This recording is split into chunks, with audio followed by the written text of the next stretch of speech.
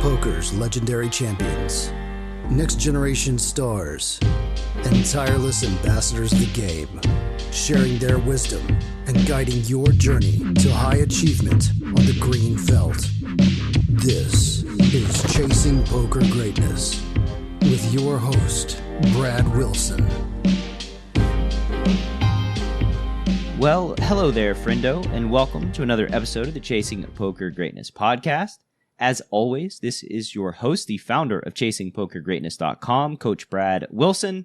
And today's guest on CPG is not only one of the greatest online MTT players in the world, but is also an all-time great in an area very near and dear to my own heart, poker training.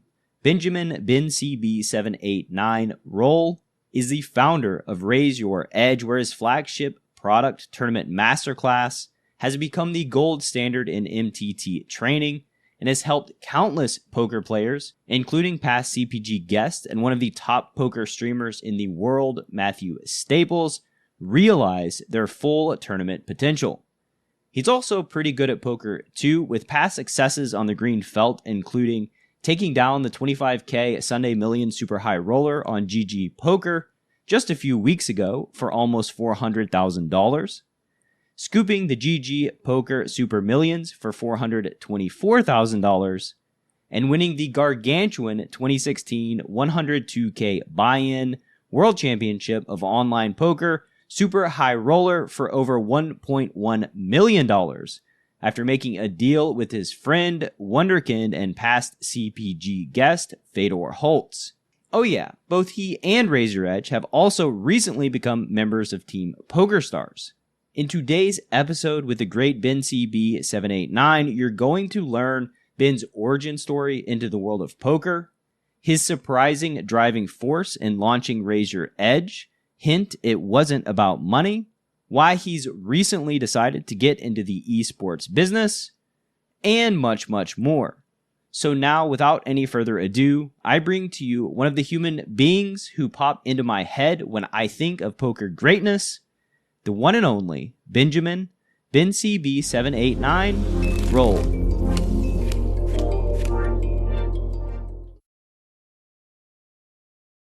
Ben, welcome to Chasing Poker Greatness, sir. How you been, man? Fantastic. Thank you so much for inviting me. It's my pleasure. It's been, you've been one of the top online tournament players in the world for quite a while now. So it's great having you on here. I think that you kind of embody Chasing Poker Greatness, right? Founder of Raise Your Edge, seems to be a major part of your life pursuit. I'm trying my best. That's what I'm striving for. I wouldn't actually call myself a top poker player because I'm not having the volume as other top poker players, so wouldn't do justice to all the grinders out there. And to me, a top poker player is also defined by his volume. And since I'm mostly playing Sundays and streaming it because I'm so busy with Raise Your Edge and other projects, I just don't find the time to play more often throughout the week. So yeah, just my thoughts on that. Yeah, it's the hazards of making a trading site, right? Or growing a business is you just don't get to grind as much as you did before because you just have so many other responsibilities. Yeah. I've been playing poker full time for a lot of years, 5, 6, 7 years. And at some point you just also would like to do something else. And I've reached the highest buy-ins, at least online. And I felt like there's not so much more, right? I'm the type of guy, I need new challenges. I need to climb somewhere. If they would have regular 25, 50, 100K online tournaments going on, I don't know, but just I feel like there was not so much more to accomplish. There's always more to learn, that's for sure, but you don't need to have a perfect game, right? So it was enough for the stakes I was playing, and I'm still super hungry to learn more, but I just don't have this drive to grind regularly anymore, grind a bankroll. And I think this is also where I realized it's so much more about the process. It's just the struggles, the rewards, moving up, moving down. It just provided me with the fire, the passion, the motivation. And yeah, once you reach a certain level, it just this falls off, right? Of course, the buy-ins that I'm playing, you need to have a decent bankroll, and you worry less about moving down. Just you don't have the process, the journey of becoming a poker player anymore. And this is where I just feel less motivated to grind as I used to like 5 years ago. So where does all that passion and fire go these days in your day-to-day life? I think just seeing the feedback when I teach something and people are literally mind blown when you share something about certain spots or certain exploits, or just seeing things from a different perspective. Also, cleaning up with some misconceptions that have been out there for several years. And I think that's just so rewarding. And so helping other folks improve absolutely. Their games is where the passion goes to. And I mean, this is like just quite similar to how I feel as well, you know, as a professional poker player since 2005, just playing cash games, helping folks, teaching, doing this podcast. It's just very, very rewarding after being on the grind for over a decade. It's a new challenge. And, you know, contrary to what many folks who are outside of the training space think, it's quite difficult. Poker is difficult, and teaching and training is also quite difficult and its own separate challenge. Yeah. The biggest challenge was for sure as a poker player, I can explain things in a way that probably beginners or intermediates won't even understand. And when you're surrounded with also a lot of other poker pros and you talk on a regular basis, it just becomes to a level where an outsider would have no clue what you're talking about, even someone who is into poker. So then going back into explaining things in a very easy and comprehensive way, so also beginners can grasp the concepts and understand what's happening and what's going on, was definitely the biggest challenge. And need to remind myself, all right, keep it easy, maybe talk a little bit less, maybe explain things in a simpler way. And that's for sure the biggest challenge. Yeah, the curse of knowledge is quite a difficult opponent to crack, because you forget, you just forget how much you know and how much just, it's a difficult challenge teaching folks. But I think also it's very helpful going back to like the roots and the basics and drilling them yourself, because like it solidifies it in your own mind as well, just the fundamentals. And at least in my experience, I found that like going back, drilling the fundamentals and like really learning how and why specific things happen and being able to explain it very clearly just has made me a better poker player. Like it just has. Yeah, absolutely. Let's go back. So we started sort of present day, but tell me about your journey into poker, you know, before you found the online poker success that you found. At the beginning, it was being very stubborn, losing my bankroll multiple times. No. Let's go like childhood, Ben. Like how did you enter the world of poker? How did you find poker? Through friends. Basically through friends. I mean, back then it was being played at school, during breaks. What year was back then? 2000. I think my first 2006, I think, were my first where I got to know poker, online poker, that it even exists. But I was very skeptical, you know, it's like, it's a scam, you know, it's just, I had some friends that even, I think it was back then Party Poker. And they told me about Party Poker. And I was like, I was not interested. Then 2008, 7, you know, you have home games with your friends at school, at home, etc. And then 2009, I think, and then 2008, I think for 1.5 years, I was just trying to, with short stack strategy and sit and goes, to build a bankroll, no strategy, no nothing, no charts, and just failed. And I didn't want to listen to my friends. They told me, you know, you should use some strategy and read a little bit into it and try to learn the concepts behind it, but I just didn't want to. So, you know, failed massively. went broke 3 times. I mean, broke like my $50 that I deposited. But then I think I needed a fourth or fifth time, and then I finally realized, okay, I'm just bad at the game, and I need to spend some time on studying it, and not just be so stubborn and thinking that I'm the best just because I win some home games against my friends where everyone is probably just drunk and has no clue what they're doing, and then you play online. And even back then, just like people were so bad, like including myself. It was so bad compared to today, and it was still good enough if you just played some basic, just followed charts. I think just following preflop charts, you just made so much money. What led to the shift in thinking that like online poker is a scam to, even trying the short stacking without a real strategy? Oh, just my friends making some money out of it. When you see, usually I would then tell my friends, yeah, don't do this, or I wouldn't do this because it's a scam. Typical average people, judgment, so to speak, and then just seeing friends succeeding led me to change my mind. Yeah, and then so once you started trying, once you're like, okay, maybe I need to like study some strat here.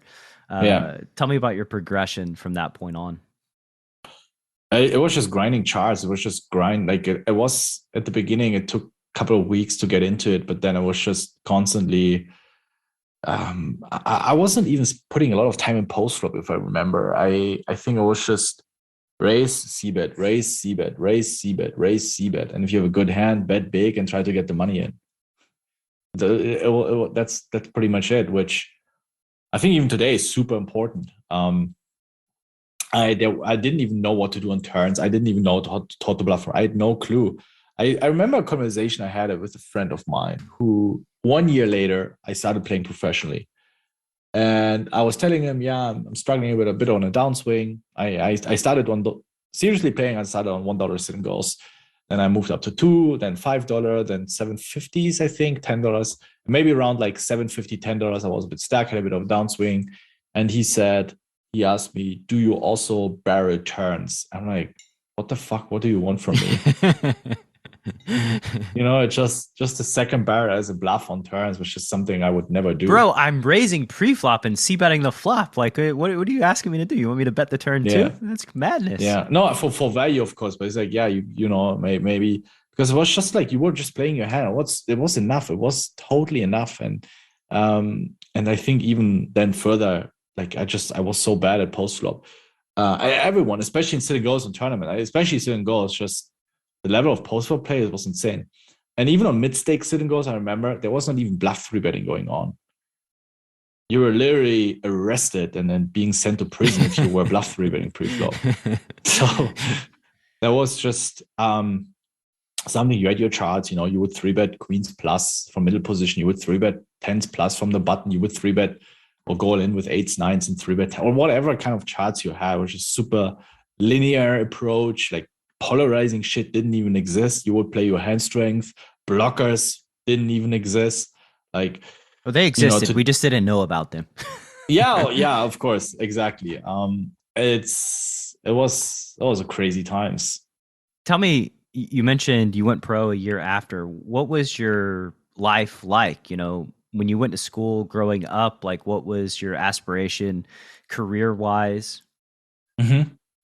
I didn't have really an aspiration career-wise. I just liked the game. I liked the fact that I was learning something, and I was always fed up with the regular jobs where you're being paid on a monthly basis, which makes no sense to me. I think you should always be paid based on your performance and contribution. At least to a certain degree, you should have incentives. And in poker, I really liked it because, and of course, there's luck involved. But for the most part, if you play like shit, you lose money. If you play well, in the long run, you will make money, right? And this is something that I found fascinating. It's just, and being in charge, being responsible for my own luck, so to speak. And that's where I started. I think it was the beginning of my college, like 2010, 11, when I started studying. That's where it got more serious. I mean, at the beginning, $1 singles, you play 2 or 3 times a week. But once you started, from hundreds to thousands, that's where it's like, oh my God, there's a lot of possible. And yeah, it was just college grind. I was still playing for a football club back then as well. So 2-3 times a week practice, match day at the weekend. I had a girlfriend. So it was just, there was not so much time for anything else. Because I also took my study serious, because poker was still like, you started making a few thousands, but like, is it enough to, after studying, to really pay expenses, to build wealth, and then maybe buy a house with that money? So I always wanted to have this plan B. So I finished my study, passed all the exams, made my degree. And then around 2014-15, when I was in the second or third semester of my master's, but I also realized I don't learn anything. It's just such a waste of time. I'm not learning anything about how to operate a business, how to manage a business. It was just such a waste of time. Yeah, I had my degree, and that's when I moved also to England and lived together with Steffen Sontheimer, Rainer Kempe, the German crew, started working a lot together, studying together. I mean, even before that, I think we met in like 2013 or 12 even, but in 2014 we moved together. So started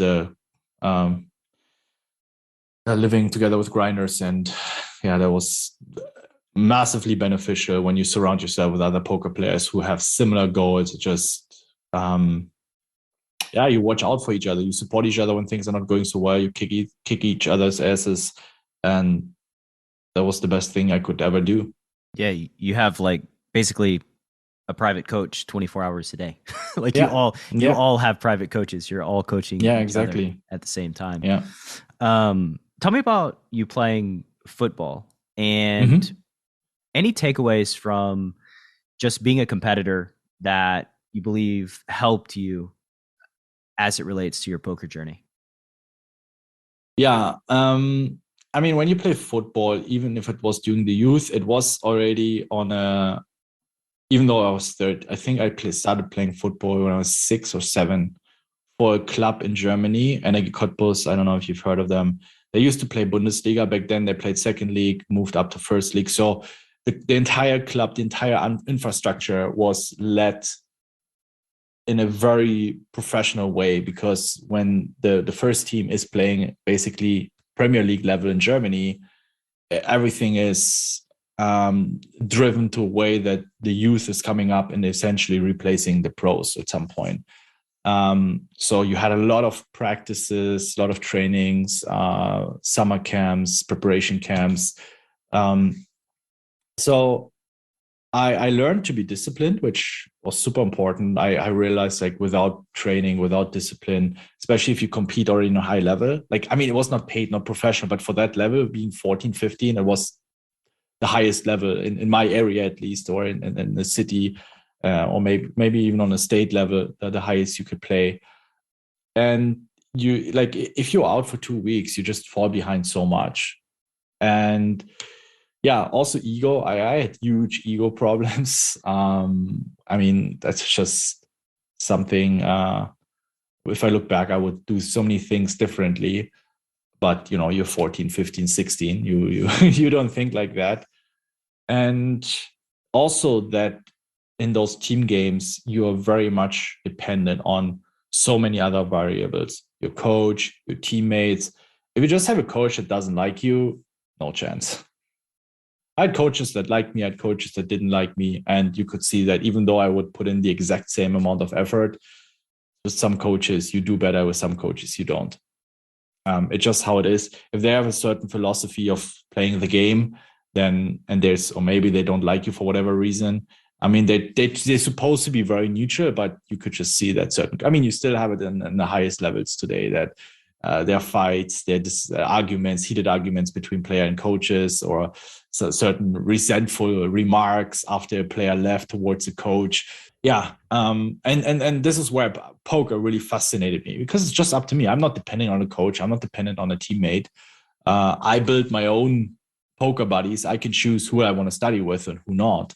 So there's literally nobody to blame. I could blame people in football, and I might be right, even though, but it doesn't matter. Like it's, I still choose to play football for 7, 8, 9 years on a very competitive level.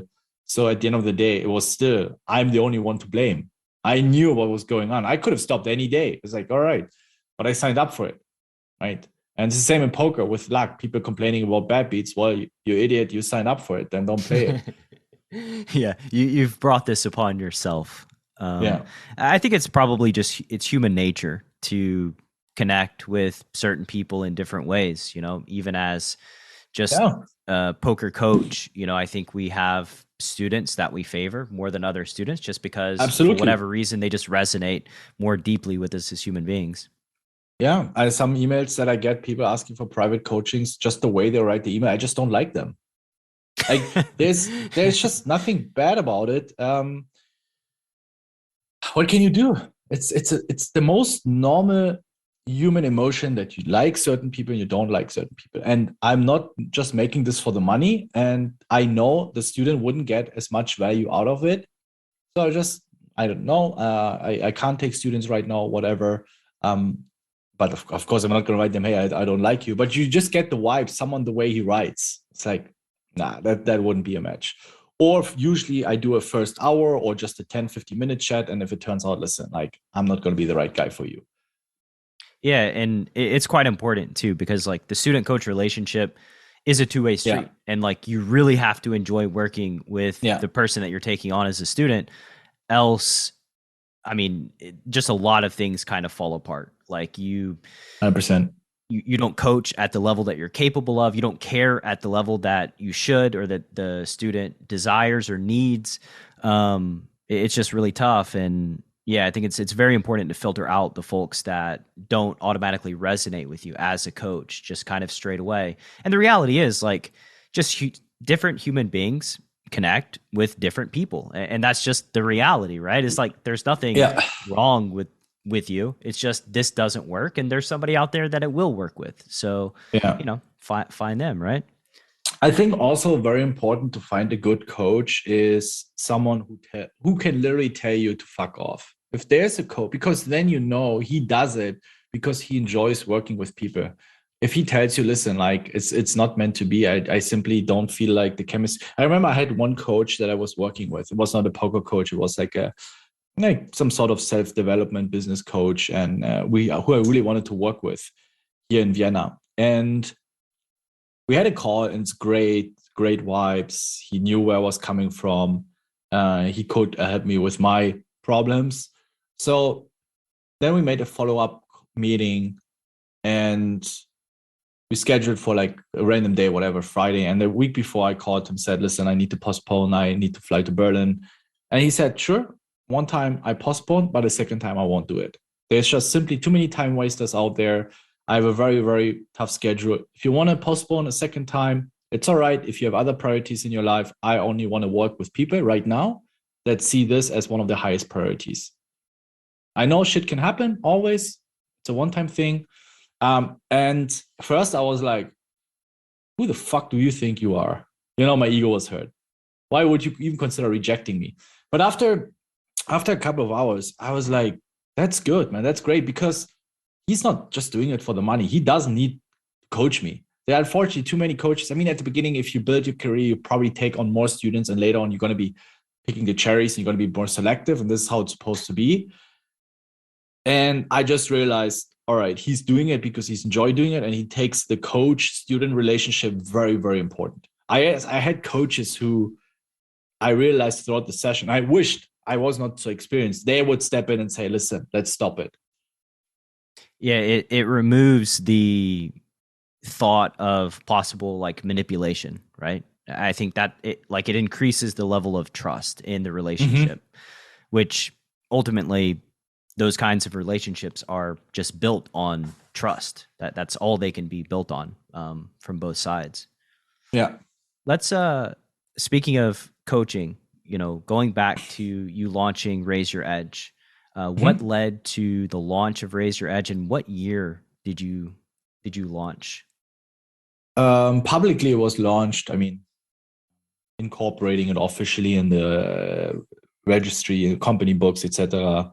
public company books. 2014, but it really started 2016, 17 when I launched the Turn Masterclass. I launched a Sit and Go course, which was based, there was no marketing, no social media, nothing, or just for me.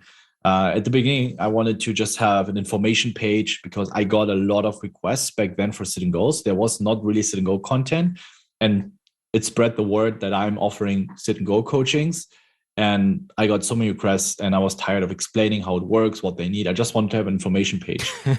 Yeah. And then I realized while I was doing the coachings, well, I'm actually teaching the same a lot over and over again. So I started recording videos where I was teaching that in video format and put a little course together, a Sit and Go course, and started making some money through those Sit and Go courses. People really liked it, even though the quality was pretty bad. I mean, I was editing myself mostly. You know, I had one web designer. My partner left at some point earlier. He got another offer for a regular job that he wanted to take, and I just kept doing it all by myself. But then 2017 with the Turn Masterclass, I think things kicked really off. And my main motivation was back then, I didn't know a lot, if any at all, really structured good content. I know Upswing probably had some courses, but especially in for the European market, German speaking content or English speaking content, it was very rare. I don't want to offend anyone now. It's like, hey, there was this course already before you, might be, but I was not aware that, hey, this is really structured course. A lot of the times there was poker platforms, but you just you could sign up. I really love what Rolle is doing, but I think that illustrates it really well. And I think they also made a shift is you sign up and you get access to thousands of videos from different coaches.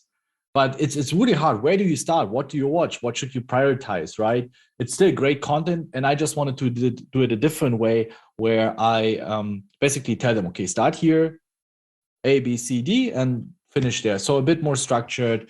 And yeah, and it got, I don't know, it just went, I don't want to say viral, but I think back then that was the way to go for tournament content. And a lot of streamers got aware of it, that even approached us if they can work with it and represent it. And yeah, I think we were just at the made the right choice at the right time. But I didn't even plan it. I was like, I just want to do this, you know. I didn't really like, oh, I want to make XYZ amount of money. I really wanted to do this. I wanted to put all my knowledge together in a course and see if it works or it doesn't. I didn't have, probably that's also an advantage, I didn't have the pressure of money, you know. Why were you I was so doing compelled fine with poker? Yeah. Why were you so compelled to put out this course? Like, you know, you said it didn't matter how much money you made. It was just in you. You just wanted to do it. Why? Yeah. Because there was not really structured content, right? That's just something, the way I was learning. And I also wanted to do something new. I mean, I've been playing poker for so long that I wanted to discover the business side of things. I wanted to, everything that comes with it, legal stuff, taxes, building a website, talking about marketing. All the challenges, hiring people, firing people, you know. I mean, even though that's not the most pleasant thing, it comes to just the whole package when it comes to business. And tying this in with my passion, playing poker or teaching poker, I really wanted to do this. I really wanted to I was mind blown to me in all these coachings, how unaware people were with just some simple insights, how they can literally revolutionize their game. And it was similar I had with Sit and Goes, that I had these coachings and tournaments. I also back then had a coaching for Profit Stable. And at some point I stopped doing private coachings because I was just saying, so even though it was individually, but it always mostly came down, I would say 80% of the time, the same leagues as everyone had. It's kind of funny that you say that. So in the last couple of months, I've started my own CFP group, Wolves, for very similar reasons of I'm doing private coaching sessions and I feel like I'm doing the same private coaching session like a billion times over and over and over again. Like, let's be more collaborative about this and do a private coaching session, upload the replay so that my group of guys can watch everybody has access to it and we don't have to like cover the same thing 100 times. And then the sequencing, like you said, I think it started with probably cardrunners.com that Okay, where just like upload a video, watch the video. We got a bunch of videos that we're going to upload on a regular basis, and you just kind of go at it however way you want to go about it, which can be great. However, there's no like sequencing. There's no like, oh, I watched this video, so what do I do after this? You kind of have to figure it out for yourself. And poker is just such a big, complex game that people get totally overwhelmed. They don't know what's most important or most valuable to work on in that moment. They get overwhelmed, and then like I think that the impact kind of lessens the more overwhelmed folks feel. Yeah. I think private coachings are very helpful for poker players because you have someone that can tell you exactly, okay, this is what you need to work on. I think it just gets very tedious. I know, even if I think about European pads, a lot of these online crushers that are also coaching, I think they also stopped their stable at some point, 1 or 2 years ago with BitB. And I just know from my personal experience and also other coaches that just it gets not tedious but bland at some point, because you just, and it's a great way of doing this, by the way. How many students do you have right now in the CFP program? I have 7 with some more consults this week, and my goal is to get to 10 by March 5th. Okay. Then, that's the. So that's you're the trying plan. to automate the process, basically. I am. It's been, it has been a very intense project over the last cash game tournaments. Cash games only. Over the last 4 or 5 months, it's been just building out sort of the methodology, the training sequentially, and now the primary focus is on onboarding and sequencing things in a way. The screening process, I guess, is a challenge. The screening process is, it's not such a challenge right now for me, because mostly what I've done is brought on folks that I've worked with for like the past year, private coaching. So I have a relationship with pretty much every single person that's in there. I like them as human beings. I know that, they have a lot of capabilities to play poker at a very high level. So screening right now is not a major priority, just because like I know everybody. My major priority is like integration, execution, removing points of failure, minimizing his points of failure as much as possible. Yeah. Cool. But best of luck with that. Thank God that I'm not the only poker coach that at some point was like, in the beginning, like, I guess it's probably true for most things. In the beginning, like, it's very fun, it's very challenging. It was an obsession, right? Like trying to figure out how to communicate to folks, very specifically to help. And then I guess over time, like you said, it's not that. I guess boring is not or tedious is not the word, but it just wasn't as stimulating as it was before. I wasn't solving a problem anymore. The problem was kind of like already solved, if that makes sense. Yeah. Yeah. I mean, at some point also when then the chair masterclass was out there, based on what I charge, I was like, listen, not trying to say anything, but you get a much better deal by just getting the course, especially when you get a discount. Instead of having 6, 7, 8 hours with me or any other high stakes coach. So this is just something where I think you could just get better value for your money. That's why I do see, if someone really wants to have coaching with me, if I have time, and there's a match, I do it.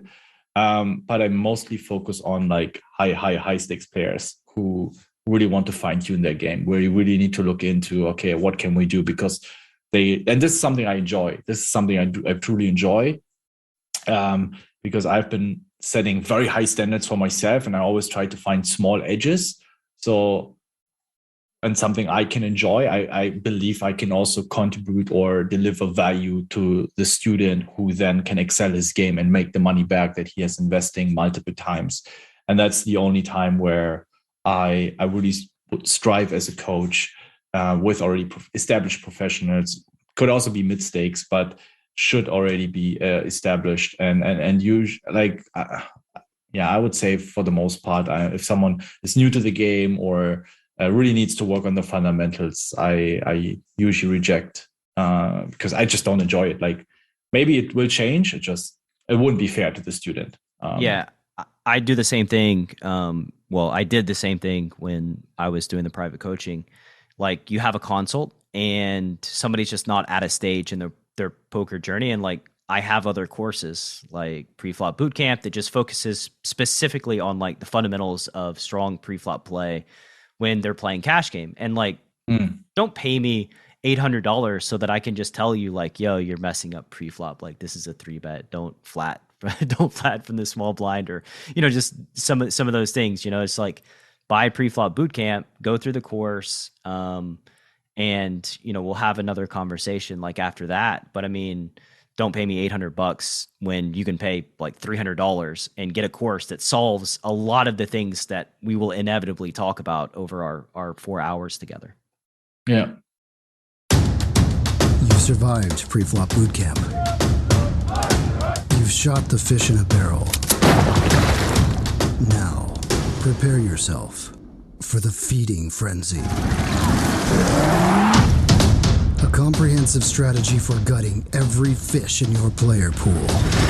Data-driven hero bluffs, light calldowns, and perfect value bets that are maximally designed to hurt some feelings.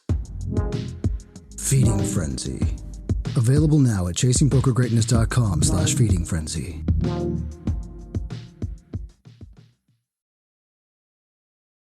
So no giant expectations, I guess. You made your initial course without really any monetary expectations. Tell me about the reception, because I know that, you know, your course at Raise Your Edge was cited by, I believe, Matt Staples and many other people as just being a no-brainer, like just a thing that every MTT grinder just should go through. Really no excuse. So tell me about, you know, getting that reception from the poker world and going through the challenges of growing your business. Yeah, I mean, this is something where we're really fortunate with, that a lot of streamers really like studying with it, and that it's a very practical approach. So from the main goal for the course was that that's at least what I tried to achieve, that I would never say or leave it as it is, say, okay, you have to be tighter here, you have to be looser here. That I always provide examples or exact numbers or exact hands, what you should be adding, and deliver immediately and hand. So that it's a good mix of theory and practice. I was really tired of people, you know, this guy's aggressive, so you should be, you can be a bit looser here from the cutoff. But when you want to learn poker, you don't really understand what it means to be looser or tighter. You don't even know what it means if somebody's being too aggressive. Like, exactly. How do we quantify somebody's being too aggressive? Exactly. Maybe they're just being appropriately aggressive. Yeah, exactly. So I was always trying, okay, this is the proper strategy. If they show up with these hands or certain frequencies, working with stats and huts.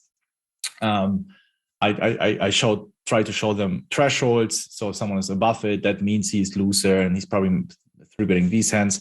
And this is a challenge because you never know 100%. And you always have to emphasize on the fact that you're doing the best you can. You're doing your best you can. It's just a matter of being better than your opponents, making fewer mistakes than them, and you never really need to hit the accurate and perfect range. It's a long-term game, and just making fewer mistakes than your opponents in the long term will make you the money. And that was a big challenge because it's so easy to say, okay, against this guy, he 3-bets 10%, you just mix in 4-bets, you just be a bit more aggressive, and then you move on. It's like, nope, okay, show a hand example, show exactly how a 4-bet bluff range could look like in this spot, which hands I personally would add that make the most sense. Because especially since I want to elaborate on a lot of exploitative things, you cannot just pull up a GTO chart.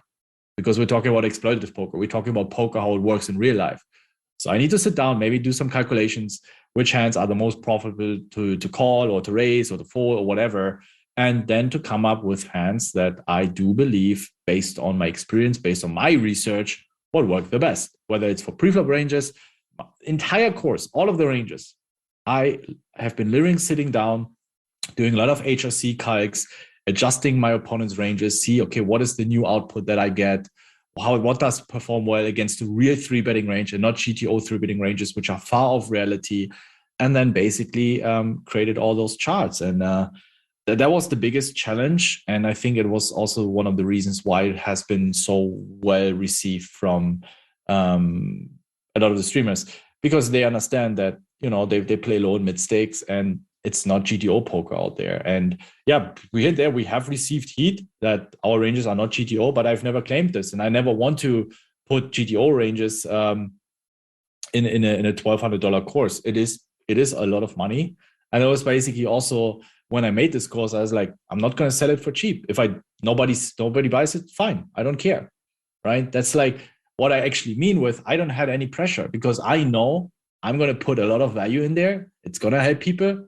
And they're going to make their money back multiple times if they take it serious. And if not, people don't want this. All right, I don't care. I'm not going to put 10 years of experience in a course and sell it then for $200. Absolutely not. Right. And then, all right, people just don't want it. It's okay. I keep grinding myself and keep making money with poker. And I think not having the financial pressure really helped with my business. And this is something I always emphasize when it's about, I think, poker and business. Maybe business is a little bit different, but you should not have financial pressure when you start playing poker. You're going to be way too emotionally attached. Don't try to pay your debt back with poker, or try to make money to buy something. It should not concern you.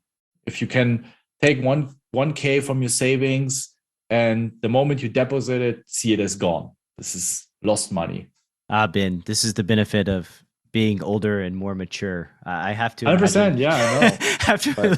I know, at least in my case, there was all the financial pressure, but also none, I think, because like as a 21-year-old kid, right? Like I didn't have responsibilities. And so like where I needed to make money, I didn't need to support anybody but myself. And I probably the same for you, playing the 1 and 2 and $7 and $10 tournaments, like from the beginning.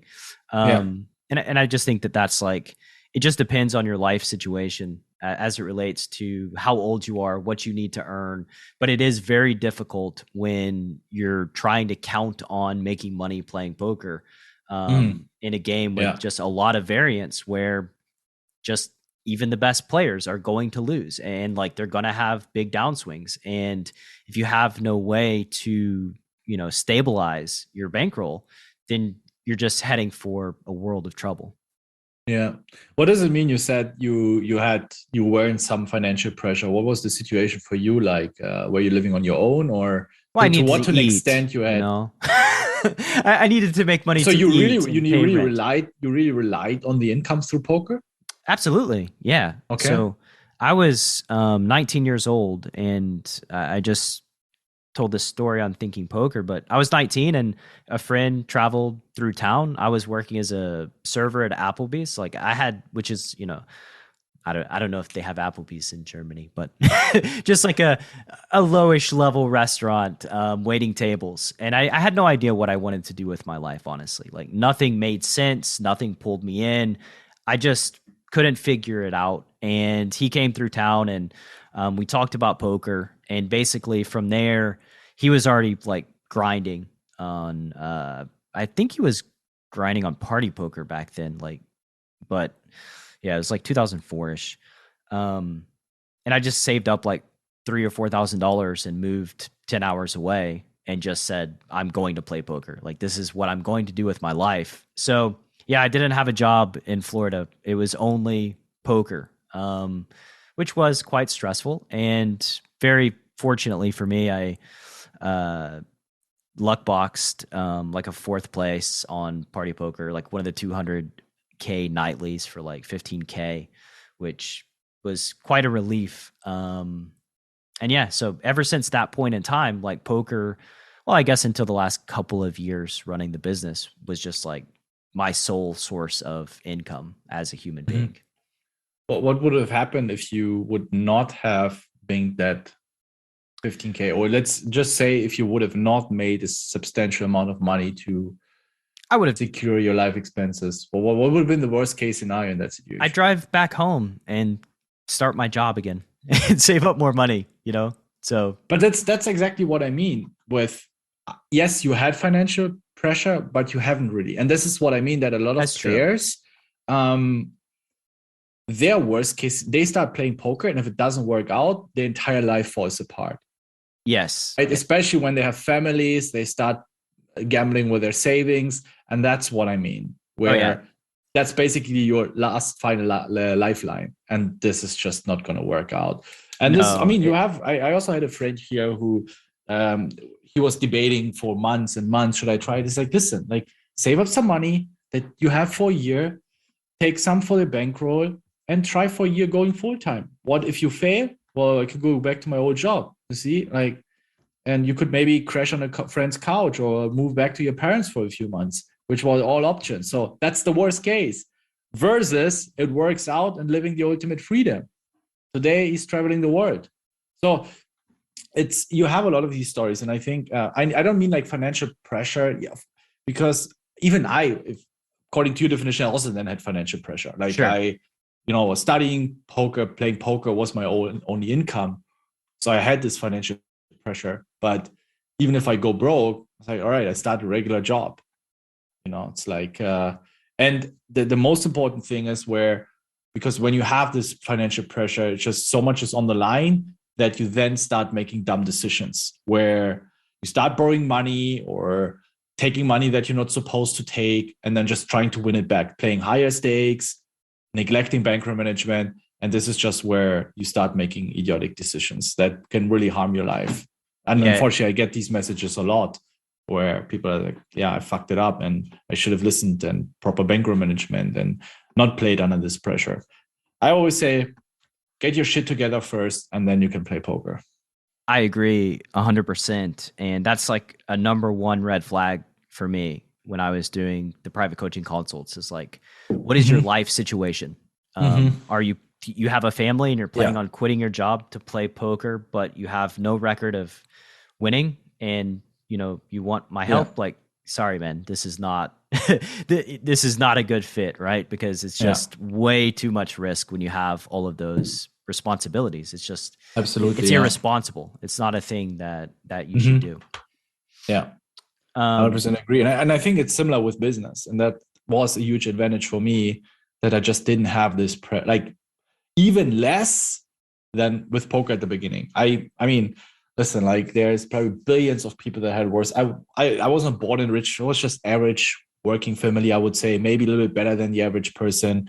We could afford some vacations. We had a nice apartment, but it was all my parents always taught me to stay humble, to be grateful for, even if they just bought me football or shoes for playing football. So I was very grateful for that. But yeah, we weren't really like super rich by any means. But then when I moved out, my parents also wanted, to not to basically teach me life, that I'm on my own and now, I have to do everything by myself. So they said, if you want to play poker. All right. If that's what it is, you're not going to get a lot of money from us. So there was, and now with the business, since I could have failed this business and nothing would have changed with that situation, I just realized when you really have this maybe also level of confidence, it's such a huge advantage. You can make very clear decisions. You don't have to make decisions just a quick sum, chase some short-term profits, because you need to make money, and you can really think about the long term, how to build a healthy, sustainable business and do the things you enjoy plus people want.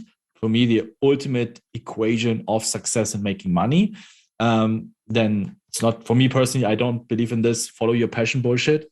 Because if there's no market, if there's no demand, then it's not going to work out. I'm sorry. So that's just something that I realized. Well, you can't follow your passion if there's a market, right? Is that? People want to. If we talk about making money, if we talk about, like, for most people, the metric of being successful is making money, right?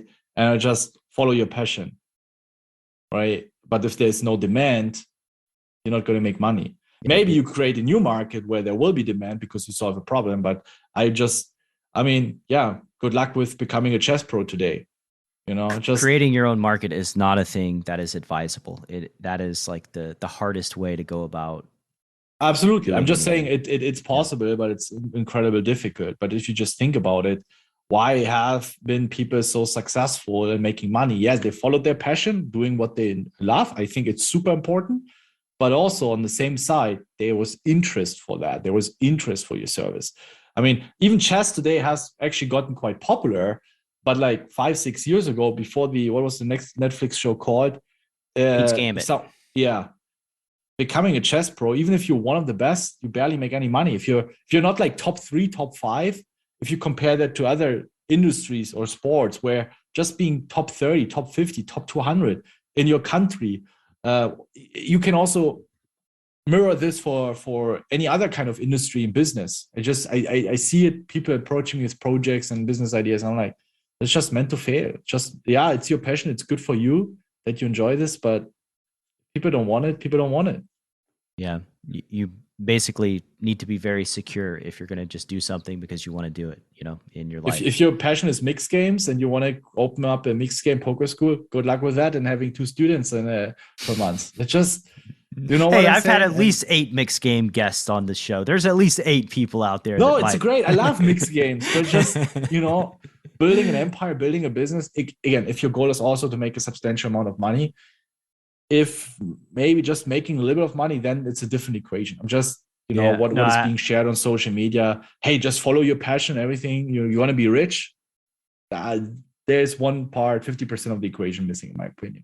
No, I agree. And Chasing Poker Greatness 7-card stud it's going to be launching in the next couple of months. So everybody stay tuned. Actually, the 2 people who probably would never even listen to this show that like 7-card stud, stay tuned. I noticed that not only have you built, a really big following on YouTube with Razer Edge, you have a personal YouTube channel as well. Could you speak about, why you made the personal YouTube channel? I wanted to also talk about topics that are non-poker related. I didn't want to mix the two. I wanted to separate poker and then, I don't know, just stuff that intrigues me and I've been working on. Basically, and a lot of people are going to cringe now, it's a self-development channel, but only the stuff that I've been trying out and that I've been going through. Basically, just sharing my experience. It's things like that I've read, things journal that I've applied, for competing on the highest level. And I think don't want to put myself too high, but I think I can relate very well with what people are going through if they try to become competitive. I mean, I've been competitive literally since I was born, since I can think. And, I went through the same shit. Like I was in my youth, I was such a dumb ass, such an idiot, big ego, fucked up multiple times, didn't understand poker at the beginning. I'm not like overly smart. I feel like I'm not overly smart, but I'm clever. My grandpa always told me, you don't need to be wise ass. You don't need to have a lot of degrees. You don't need to be intelligent. Just be clever. Don't fuck it up big time. Try out things, take risks. Just be clever about it. Find your way. What does clever mean to you? Clever means to me that, let's say, intelligent would mean to me that if there's a question, I know the answer. Right? I'm intelligent. I know the answer. Clever means I find a way to find the answer. Or I know someone that knows the answer. Or I find a way to evade the question so I don't need to answer it. So a good example is maybe university. So when we had a lot of exams, I realized that, first of all, the way I was studying, like I was usually trying to not pass any exams. And when we had something that is important, relevant for the exams, to learn it right away. Because if you wait 3 months and you start learning right before the exams, it's just so much harder. So I was playing poker almost full time. I I was still playing football. I had a girlfriend. It's a lot. Like just college and poker at the same time was already. And at the beginning, I had a side job at a cashier in a supermarket when I started playing poker for the first year. So I needed to be very. I think clever and smart goes in the same category for me, but it's a little bit different than intelligent. And when they were evaluating the exams, it was hundreds of papers. And it was really just 2 or 3 different professors or students that were evaluating those documents or your papers.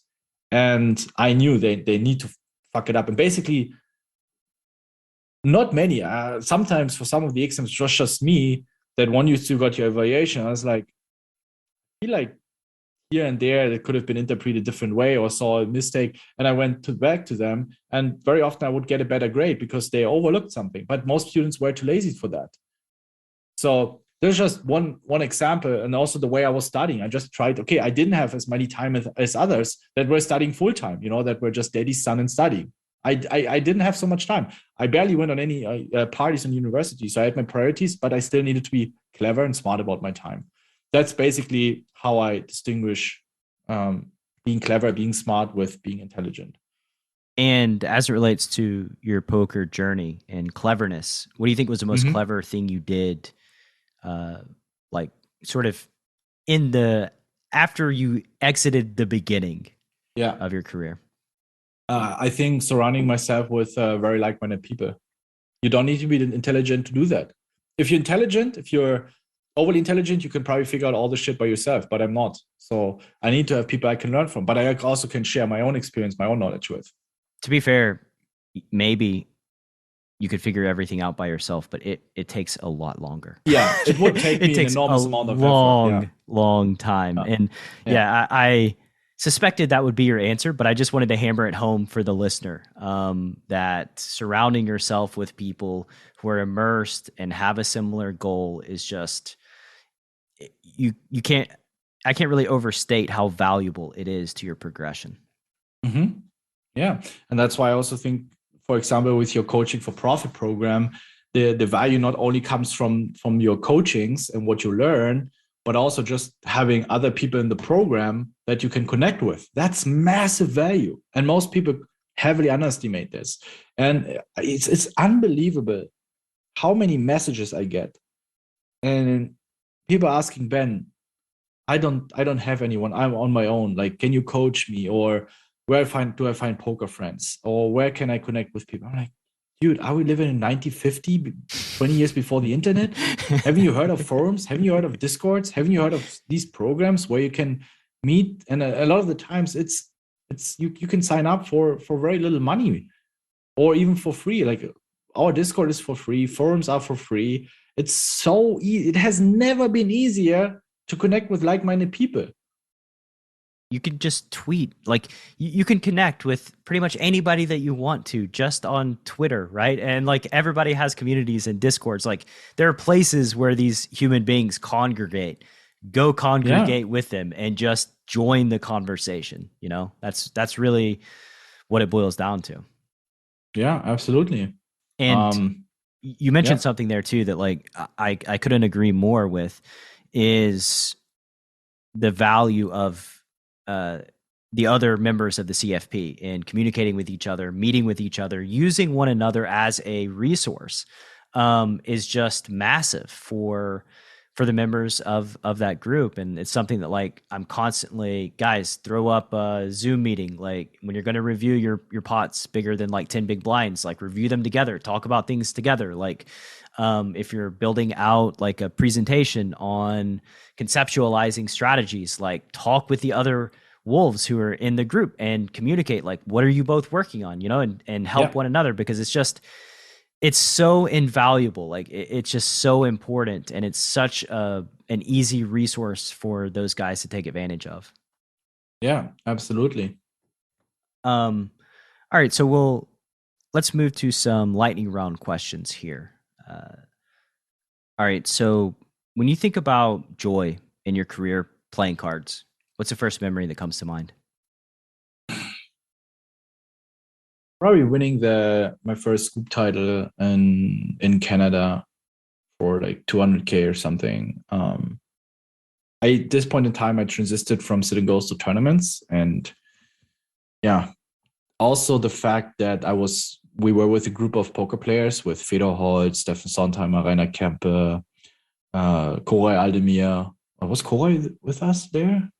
I think he was, who just won the WCP main event. Yeah, and a bunch of other guys. And yeah, just great to celebrate such a victory with your friends in your back. You have a beer in the hot tub. What was the atmosphere like? Oh, it's insane. I mean, to be fair, in these days, winning 200K online, it's happening left and right with these. Like even a 2K is nothing special anymore. Back then, like a 2K was wow. Throughout the week, you had the Sunny Main, the $200 buy-in, and I think you had maybe one 1K tournament that was like special. So everyone was waiting for SCOOP and WCOOP. It was the most prestigious series, which I think to a certain degree it still is. But like at this point in time, it was just you were super horny to play that series. And celebrating this with your friends is just priceless. So that's what came to my mind when I think about joy, for sure.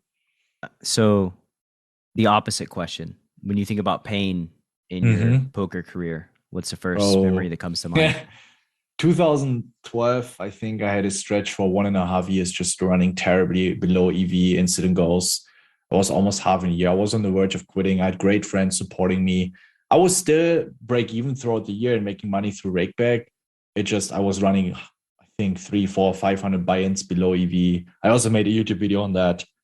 And I was revisiting some of my old entries and posts on my blog on pokerstrategy.com. And it was just absolutely painful. And I was super desperate. It was very painful for me because I was not winning. And my EV went up and I just couldn't. I was also running limit code. I mean, back then I was playing 100, 200, 500, 1,000, 2,000, $5,000 in goals. And, if you win 100, 200, $300 in goals, but you break on everything above because you just run so terrible. It's just a massive pain. Yeah. Do you remember that turning around for you? Yeah, it just suddenly started running better. I don't know. And then the way it went down, it went just straight up, like just absolutely insane. I don't know. It just from one day or another, it turned around. The most brutal thing about downswings are not the downswing itself. It's like the downswing after the downswing. You run a bit bad for a while, and then you're fighting. You keep yourself at break even. Maybe it goes up. You get your hopes up, and then just boom, it goes down again. And this is where it can be very devastating for your mindset. But I got familiar with it quite well, especially sit and goes, hypertrophic sit and goes. The variance is insane. And it's easily possible that you just run terrible for very long stretches.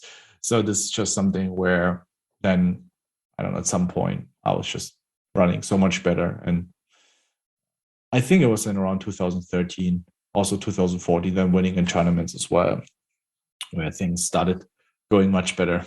Yeah, the internal strife and anguish that the downswings cause are often just like the worst part of the downswing. Just like the self-doubt, the anxiety, the struggle, the frustration, the anger, the sadness, just all the emotions. And then, like you said, you go to downswing, you get back to even, and you're like, oh, it's my time now. It's time. It's turning around, and then boom, down again. It's just devastating. Yeah, absolutely. What would you say is the most unexpected thing that's come from your poker journey? Actually, I would say the friendships. I would have not expected that. For me, it was always more like a business. But what kind of deep relationships you can develop through poker was very, very unexpected to me. Yeah, same thing for me. What was it for you? Same. The friendships, the relationships. Mm-hmm. So after Black Friday, I lived at Commerce and was playing like 60 hours a week at the Commerce Casino, cash game, the 1020 game. And I don't remember very much. Like I remember a handful of pots that I played in that time. But like I have really good friends that I've made that I communicate with to this day. And one of the guys that I met in that time is like one of my best friends in the world. That's So cool. yeah, all of those relationships just were not expected, not something I was seeking out or searching for. They just kind of happened organically and turned out to be the most valuable thing from that time period of my life. And then the podcast, I think it's like just the relationships, the friendships, like even coaching, right? The friendships that grow from just coaching and becoming friends and getting close with, you know, your students and your community. It's something that kind of blows my mind. Yeah, that's fantastic. Absolutely. Yeah. Somebody in my community is just like was traveling around like the United States and like meeting other members of the community. Right. And like, we met at the Atlanta airport for like an hour or so. He had a layover, and it just kind of dawned on me that like, wow, like I made a thing that like, it was just me and the Slack bot in the community. Like I remember the day that it was me and the Slack bot, you know, and like people are just connecting outside without me even being involved. And that was just it just made me happy and quite an unexpected thing. Yeah, that's a cool story. What's something that you feel folks who are chasing their poker dreams don't spend enough time thinking about? Self-awareness. I do think we're all fucked up in a certain way and we all have our own problems. I just think what separates people that made it to the top or have gotten successful, that either they have a natural ability or it's somewhat inherent, that they're just more self-aware of what you need to work on. And some others just have layers of bullshit on top of their problems and can't really see where they need to go, and also not willing to put in the work. Maybe meditation, journaling, whatever helps improving your self-awareness to really penetrate all these layers of distraction and bullshit that has been put there on top from social media and movies or expectations, social brainwashing paradigms from your parents, wherever it's coming from. And just having this ability, really this zooming out, changing your perspective, seeing things with a clear mind, high level of self-awareness, it's just something that I would put on because ultimately everything like fucked up bankroll management, why does it come from? Well, because you overestimate yourself. What's the cause of that? Unawareness, very low level of self-awareness. Maybe lacking the ability to learn properly, to focus, and then really grasping concepts and learning properly that you're able to apply these concepts. Where does it come from? Also a low level of self-awareness, no level to concentrate. Because also if you have a high level of self-awareness, you can focus well, you can study well. It just goes hand in hand. So a lot comes really down a lack of self-awareness, in my opinion. No, it's great stuff, man. Just greatness bombs galore in there. It segues. And also something that because it's really dangerous to be like, oh yeah, I'm more enlightened, right, than someone else, or I'm smarter, or I'm better, or whatever. I don't think it's really that. I think that just some people really have a higher level of self-awareness and put in the work to overcome their traumas, their problems, and some others don't. And that's just in my opinion how I see things. And then ultimately the result of it will be ultimately that you're going to be successful or achieve the goals that you set out. And awareness is, just from like a practical standpoint. I remember playing in a game one time with Josh Aryeh, who's been on the podcast. We were playing a PLO game and he was buried. And I remember he bought like 25K in chips and was like about to buy back in and sit back down, and just had like a moment of clarity. And he just said, I'm going to dust this off if I play. And then he just like stood up and left. Mm-hmm. And that stuck with me as like, the folks that just torch their bankroll, right? The folks that get stuck and end up just battling for 48 hours and just, going broke over and over and over and over again. Like, you need to have self-awareness to realize like, I am compromised right now. Like, I'm not in a rational state of mind, a rational state of being. And then, because like, if you're not aware that this is happening, you can't take action. only by being aware can you take the action of like, oh, this is good things are not going to happen if I keep going.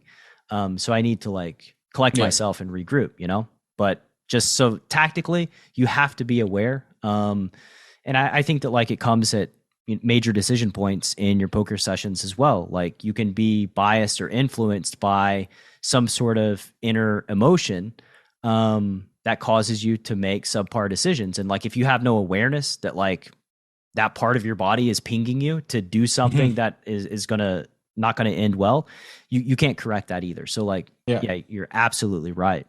And segueing into the next question, what's something that you think folks spend too much time thinking about? Bluff catching and bluffing. I just had a session today with one of our partners on stream as well, and we're talking about this. When students bring hands or when I see other people reviewing, I mean, this is probably what just pros should focus a lot on. And the average player, beginners, intermediate, it's absolutely insane to me how much time. I feel like 90% of the time goes into studying difficult bluff catcher spots, bluffing spots, and 10% of the time in maybe 20% of the time in playing how they play their value hands. But if you, and in these days, you can even get access to solvers for free for like a trial period.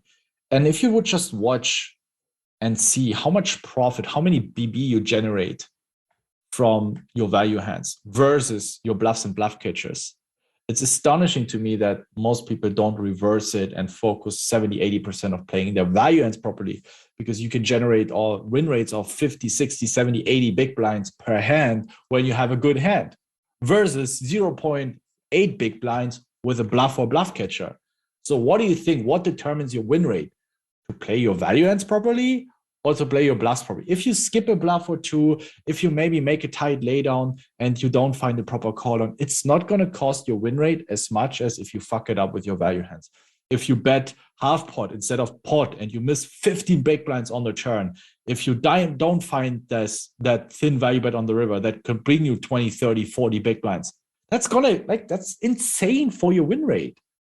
Yeah, it's Pareto principle, right? Like 20% of the thing affects 80% of win rate.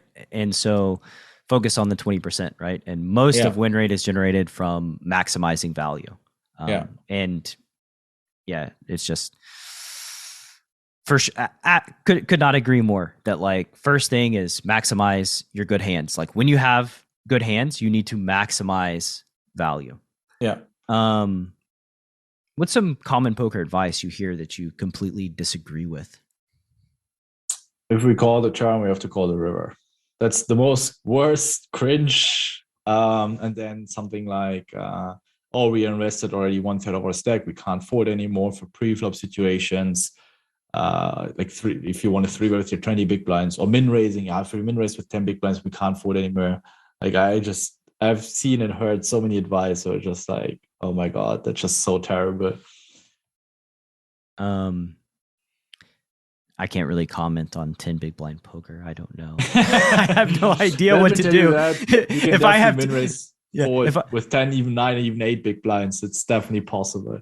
It's all about the odds that you get in the equity, not the stack size you're raising off.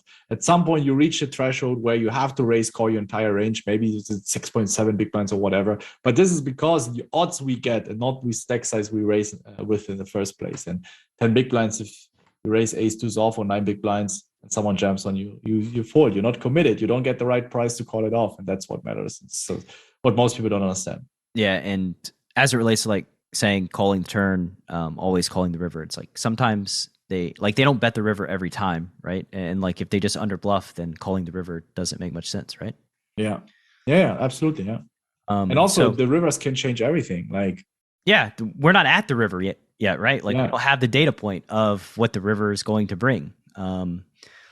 So there's information that has been yet to be realized. So like when that information is realized, then you just look at the situation as it is. Yeah, absolutely. If you could gift every poker player one book to read, and it doesn't have to be about poker, what would you gift them? Pretty easy. Eckhart Tolle, New Earth. I think Jungle Man recommended that as well. Mm-hmm. For what it's worth. You and Jungle. Yeah. Eckhart Tolle. Why Eckhart Tolle? I think the first 20, 30 pages are very difficult to read. It's probably even worth skipping but I think midway through the book, it just gets so insane where at least I had a lot of epiphanies, I had a lot of aha moments. And I just learned so much about self-awareness, the ego, the pain body, and I could resonate with so many situations in my life. And I could finally understand where it's coming from. Before that, I was like, okay, just the way I am, the way I respond to people in relationships, in poker. And I was just, that's the way I am. I can't do anything about it. And then you suddenly understand where certain emotions, certain frustrations, anger, where it's coming from, how you can cope with it, how you can change your relationship to it. It's not about suppressing it. And this is just something that has really opened my eyes. And a lot of the time I have spent on perhaps working on myself, I just realized, okay, it's actually not about trying to fix it or working on it in terms of denying it, suppressing it, right? The way most people approach it is they try to ignore. It's like, okay, that's not part of me, and this is how I fix it, and I move on. But ultimately, it will come back, and it is the way you are. It is the part of you, and it's just about changing your relationship to it. And what you resist will persist. And I just started. I just had so many insights on general how we operate, how we work as human beings in terms of our mind, and just being present, and how it can really impact your life. And also what was very interesting to me is around the pain body, how an entire industry is built on negative emotions, how we can get addictive to negative emotions. I mean, why do you think the entire entertainment industry is built on negative emotions, right? Action movies, murder, news, everything is around negativity, like 90% of the time, right? Because we are addictive. And he explains very well why negative emotions and positive emotions, what it has to do with frequencies, and why we are more prone to be addictive to those emotions, why certain people cannot get out of toxic relationships, because it feels so addictive to be attached to that drama, to those negative emotions. And it's very interesting once you read about the science behind. I don't want to spoil too much because I'm also embarrassing myself too much here if I get too scientific. So yeah, just give it a read. It's definitely worth in a lot of different areas. For a lot of, even if it's just you're not interested in poker, maybe you stumbled across this channel here just for your relationships. I mean, it's not a poker book by any means, so it's helpful for your life, but it's definitely very helpful for poker as well. It's probably doubtful that somebody's listened to this whole conversation and has no interest in poker, I would say. Well, I don't know. You never know. But yeah, basically, one thing that you mentioned there is just suppressing emotions, right? And feeling like they're just bad or negative. And, we just give a lot of power to our struggles when we suppress them and deny them.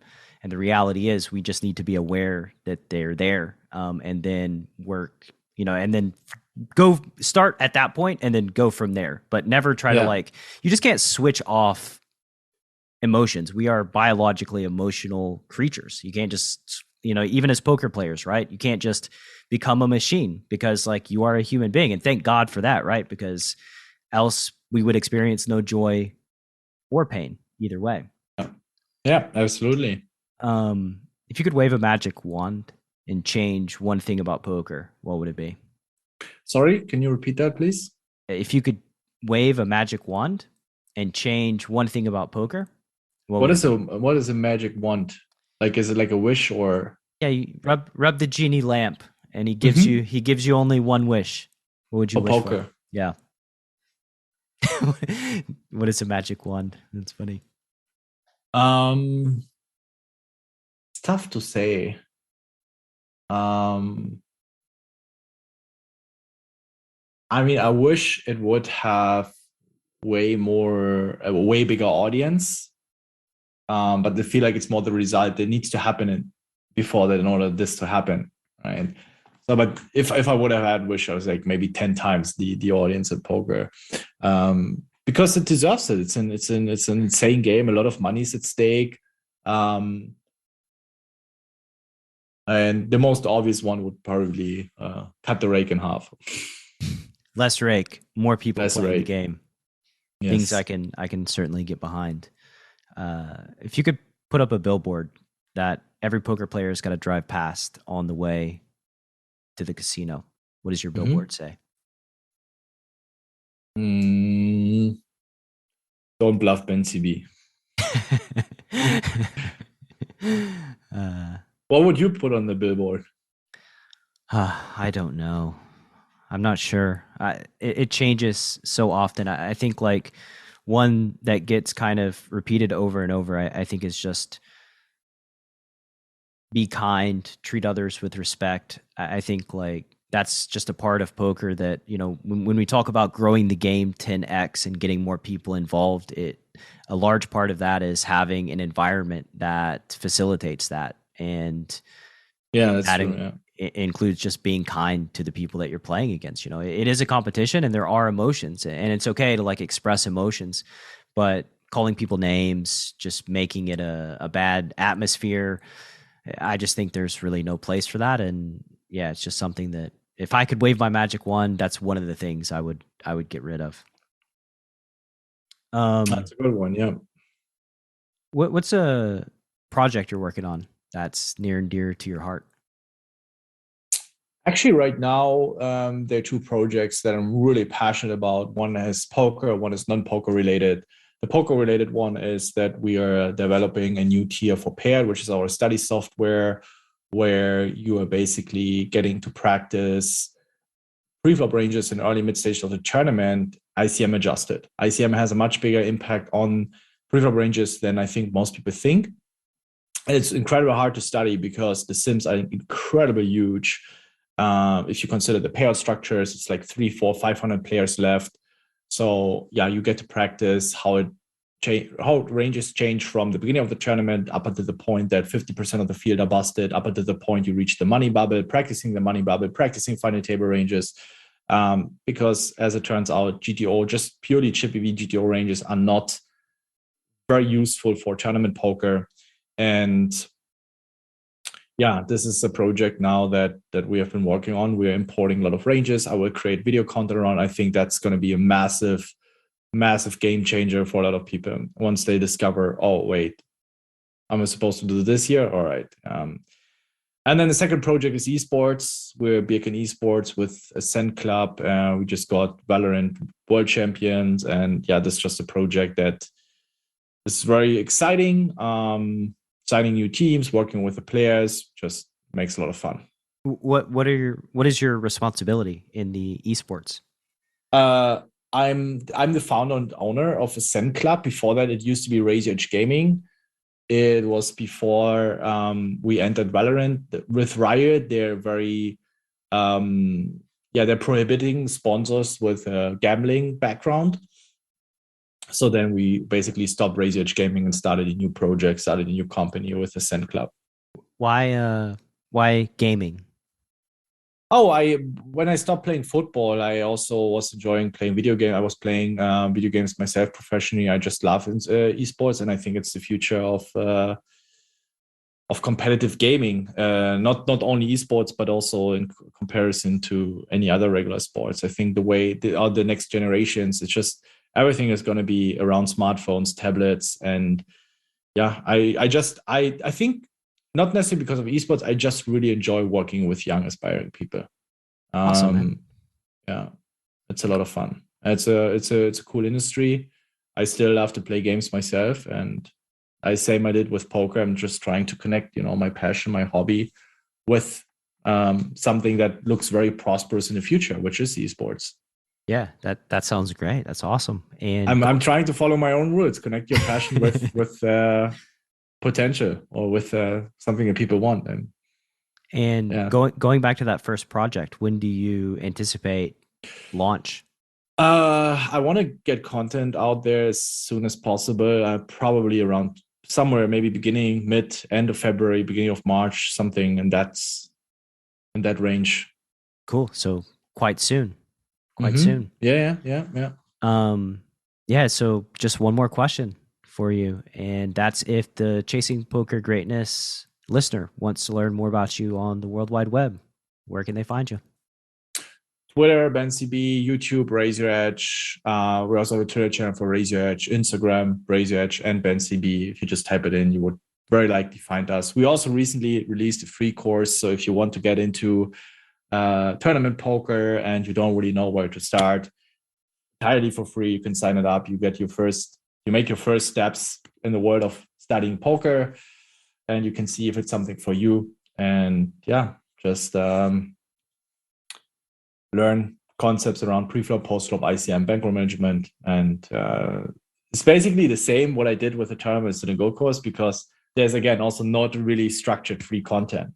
And I get this question a lot: where can I start? Yeah, and or how can I start studying if I don't want to spend money yet? I mean, it's, again, a bit controversial if you want to study something and don't spend money. I think in these days, yeah, I mean, you have to probably then go on YouTube, but it's not very structured. But I at least wanted to do like a mini course where people make their first steps studying without spending a lot of money. Awesome, man. And if you're an aspiring MTT player, I think Razer Edge is, like, again, this is totally unqualified promotion here by me, since I don't play MTTs, but all I can say is, like, I've heard from many, many different places that your course highly influential in their poker careers and attribute a lot of their long-term success to you specifically. So can't be a bad place to go. RazeRedge.com. Ben, it's been great having you on the show. Very much appreciate and value your time. And yeah, let's do this again in the near future. Absolutely. Brad, thank you so much for having me. Thanks for listening to Chasing Poker Greatness. You can subscribe on Apple Podcasts or on your favorite podcast app. Go to chasingpokergreatness.com to get the newsletter. Join the Greatness Village community, book a coaching session, or dive into the latest data-driven poker courses. Follow the show on Twitter @CPG Podcast.